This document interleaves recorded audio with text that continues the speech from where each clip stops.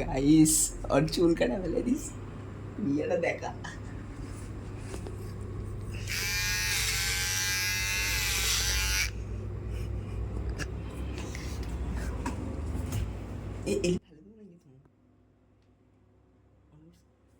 কেন তারিকুল তারিকুল এ মামা একটা জিনিস দেখতো ওটা বে একটা জিনিস দেখে যাই আয় না আয় না আরে আয় না কে বে কি হচ্ছে?